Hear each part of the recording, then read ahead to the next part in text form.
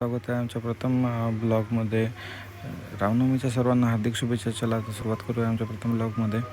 आता आपण चाललो आहे दिगोरी येथील हनुमान मंदिर, जागृत हनुमान मंदिर. इथली अतिशय सुंदर अशी हनुमान मूर्ती आहे व त्या मंदिरामध्येच रामजीची प्रतिमासुद्धा आहे.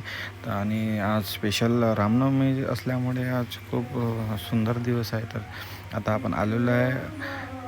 आता बघू शकता आपण इथे खूप सारे दुकान लागलेले आहेत व घोडायात्रा निघते तर रात्रीला. तर इथं घोडायात्रेची तयारी सुरू आहे. आता आपण चाललो आतमध्ये. अतिशय सुंदर अशी गेट बनवलेली आहे. आपण बघू शकतो. आता आपण आलेलो आहे हनुमान मंदिरच्या आतमध्ये. इथे लोक आलेले आहेत दर्शनाकरता. असे रोज आले तर खूप छान वाटेल. आजूबाजूला खूप आवाज सुरू आहे त्यामुळे डिस्टर्बन्स होत असेल तर सॉरी.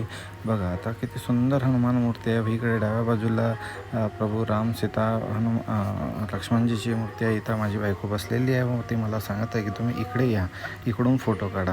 अतिशय नुसतं फोटो करत राहते. आता बघा पूजा करत आहे ती. मी स्वतःला पण थोडंफार दाखवून देतो.